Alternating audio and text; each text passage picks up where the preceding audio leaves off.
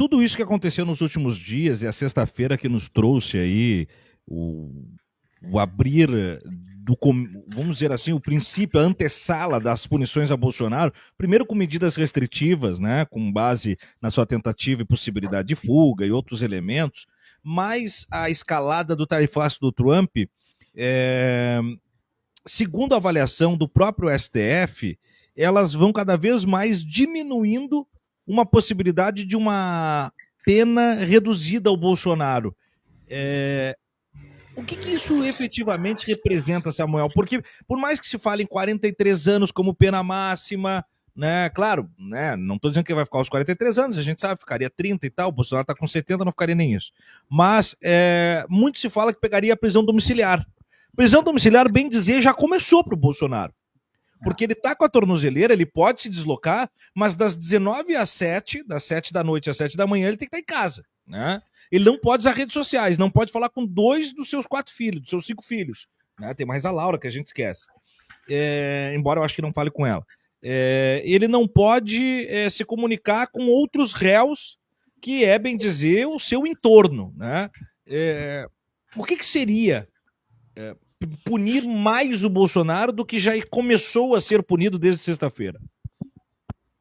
Thiago, dá para punir mais, sim. Eu entendi teu ponto, mas eu tenho certeza de que o Bolsonaro, ficando sem internet, ficando sem acesso aos cúmplices, né, do crime, que por acaso são parentes dele, eu tô com muito problema com essa narrativa de que, tadinho do Bolsonaro, ele não está podendo falar com os filhos. Ora, nenhum... Não, isso é cruel demais, no comparativo a tudo que se teve com outras personalidades de mesma condição, né? Vamos pegar não, o pai que está sendo punido, é o criminoso, gente. Não, são criminosos que não estão podendo se comunicar, não é um pai e um filho, né? Imagina o seguinte, ó, o meu pai, vou pegar outro tipo de margem criminal aqui, o meu pai assassinou o vizinho, e eu participei disso, levei a pá, enterramos o vizinho junto, emprestei a arma, nós somos copartícipes do mesmo crime, estamos proibidos de comunicação. Pronto. Bom, não vou nem falar do caso do Lula, que teve proibição de falar com o neto, que depois foi escoltado como se fosse o chefe da máfia italiana, escoltado pela polícia para ir no velório do próprio netinho. Eu não vou falar de pais que foram alijados de falar com seus filhos e filhos com pais e sobrinhos com tios e tias e netos com avós por conta de pandemia e por conta dos crimes do bolsonarismo. Bom, não vou nem chegar nesse lugar. O que eu quero dizer, Samuel, é o meu medo, porque o que eu queria? Eu queria que o Bolsonaro pegasse os 43 anos na pinha e ficasse em regime fechado num presídio, pode ser um presídio militar, eu não diria que ele vai para Papuda, para Tremembé, não diria isso. Mas eu não vejo que ele terá outro destino que não a prisão domiciliar. É isso que eu estou preocupado, e é esse o motivo da pergunta. A prisão domiciliar já começou. Eu acredito que ainda não está definido isso não, sabe, Thiago? Que ele não vá cumprir pena em regime fechado. Porque se você prestar atenção, você tem gente com problemas de saúde, com idade mais avançada que ele, que cumprem em períodos e, claro, oscilam, né? Aí a defesa também apresenta, a gente está numa democracia, se apresentar elementos que provem a necessidade de... pode ficar, até em última hipótese, num hospital penitenciário. Nada impede, entendeu? O benefício de você cumprir a pena numa medida menos gravosa do que a restrição completa, né, dentro de uma penitenciária, ele é um benefício que tem que ser sopesado diante da necessidade do réu, no caso de questão de saúde, mas também do crime cometido, da pena que falta ser cumprida ainda. E no caso do Bolsonaro, a pena vai ser gigantesca, porque a quantidade de crimes que ele cometeu é gigantesca. E se você gosta de bandido, que leve ele para casa. Não é isso que a direita diz? O que está se falando para o Bolsonaro aqui não é porque a gente não gosta do Bolsonaro, não. É porque a quantidade de crimes que ele já cometeu e que ele segue renovando, cometendo de novo, porque nada difere daquele cara padrão, né, que a direita enxerga como padrão do bandido. Vamos pegar um traficante de drogas. Ele já tem uma quantidade de crimes imputados a ele. Para não ser preso, ele renova a quantidade de crimes todos os dias com sujeitos armados para defendê-lo. É o que o Bolsonaro faz. ele já está respondendo por uma quantidade de crimes, mas para tentar fugir da pena, para tentar conseguir uma anistia, ele está somando um novo rol de crimes. O Bolsonaro, uma vez preso, vai continuar tendo processos abertos um atrás do outro pela quantidade enorme de novos crimes que ele já cometeu para se defender, para tentar escapar da lei. Então, anota o que eu estou dizendo. Uma vez o Bolsonaro preso, não é os 40 anos de prisão que ele vai pegar, que no máximo no Brasil cumpre 30 em regime fechado, ele vai continuar tendo processos abertos conforme forem sendo descobertas as outras falcatruas, outros crimes que ele cometeu.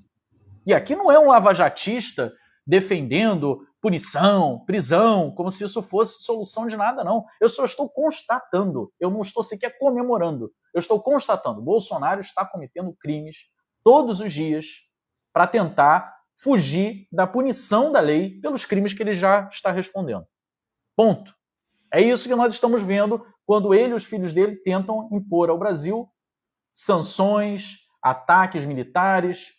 Ele não está respondendo por nada disso ainda, meus amigos. Nada disso ainda está sob o tacão da lei sobre ele. Isso são coisas novas que ele está fazendo agora para escapar das acusações antigas. Então, isso que ele vem fazendo hoje vai virar um conjunto de novas denúncias contra ele, que vai terminar num conjunto de novas penas para ele.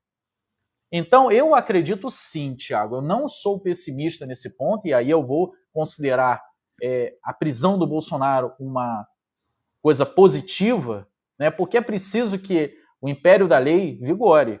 É preciso que a gente tenha respeito pela legislação nacional, mesmo quando nós discordamos e vemos que ela está sendo manobrada, como foi o caso do Lula. O Luiz Inácio Lula da Silva não fugiu para embaixada nenhuma, que ele podia ter escolhido, ele tinha um cartel de embaixadas de países amigos que ele poderia ter ido. Ele não convocou ninguém para enfrentar o governo brasileiro e colocar sanções no presidente Michel Temer ou no presidente Bolsonaro. Ele se entregou à justiça, ele não baixou a cabeça e ficou fazendo piadinha com o juiz em nenhum momento, ele enfrentou, e quando lhe foi oferecido que ele admitisse crimes que ele considera que não tinha feito para diminuir a pena, ele falou, não, eu vou sair daqui de cabeça erguida. Nem que leve 30 anos, nem que eu passe aqui nessa cadeia o tempo que Mandela passou nas cadeias da África do Sul, do Apartheid. Isso sim foi coragem, e coragem com respeito ao país. Nada que esse pessoal tenha. Eles não têm coragem, mas eles principalmente não têm respeito às leis do Brasil. Então eu acho sim que o Bolsonaro não vai ter o benefício de pronto de prisão domiciliar. Ele está vivendo hoje um pequeno elemento, porque o Bolsonaro apenas está com uma coleirinha ali no tornozelo, mas ele pode sair, ele pode transitar livremente na cidade onde ele está morando, ele só precisa voltar às 7 horas da noite.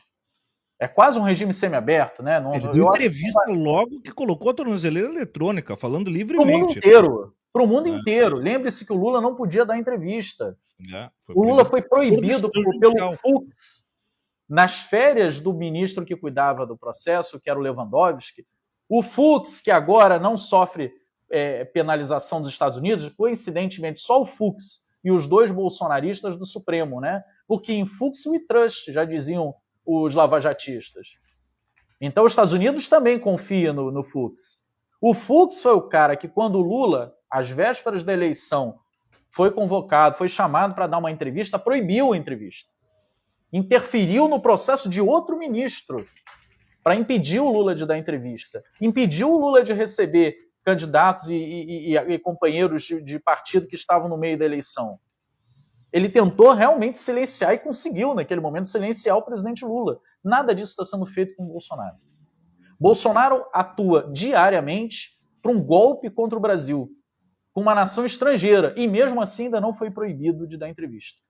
Vejam o nível de liberdade que esse país está dando ao Bolsonaro.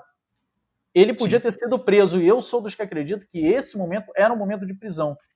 Mas, a meu ver, o Alexandre de Moraes, junto com os demais ministros da Suprema Corte, estão escalonando. Eles estão fazendo uma coisa de cada vez, justamente para que ninguém venha dizer, mesmo que fosse uma alegação falsa, mas teria ares de verdade, né, de que é uma ditadura de toga no Brasil, eles estão escalonando as coisas numa morosidade incrível. Já era para Bolsonaro estar preso como golpista. Tem gente que diz que quer pena de morte no Brasil. Eu vou lembrar vocês, existe pena de morte no Brasil. É para deserção militar que está na guerra, que abandona o Brasil, ele tem o direito, o Brasil, a nação brasileira, autoriza a matar. A pena de morte existe no Brasil, meus amigos, se vocês não sabem. É para desertor, é para inimigo da pátria. É o único elemento que autoriza a pena de morte no Brasil. Esse sujeito está traindo o Brasil. E ele é um militar, lembre-se disso. Ele está desertando do Brasil. Pior, ele está conspirando contra o Brasil, sendo militar. Em tese, caberia até a pena de morte para ele.